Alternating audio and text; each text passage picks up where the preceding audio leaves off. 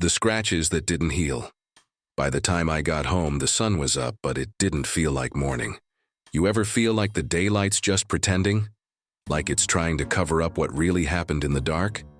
That's what it felt like when I pulled into my driveway that morning.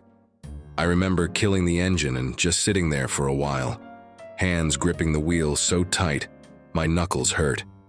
My rearview mirror was still tilted, pointing at the back seat. And even though I knew it was empty, I couldn't make myself look away. When I finally got out, I walked to the back of the car.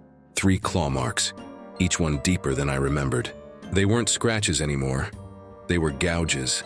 And the metal around them wasn't just dented, it was warped.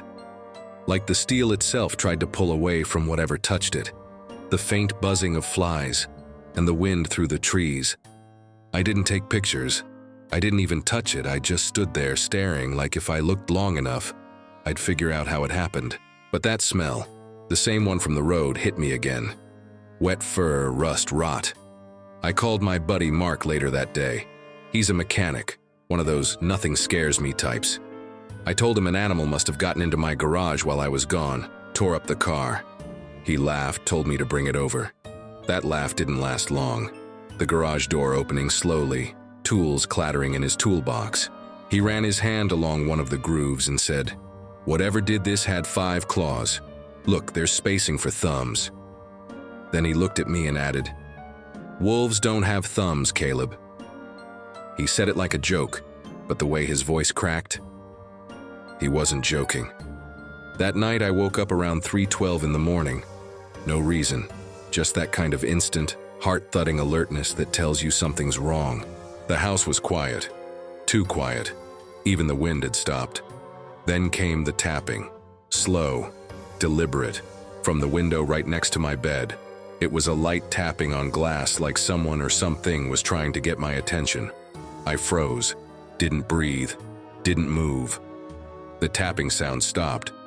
Then a shadow, long and thin, slid across the blinds.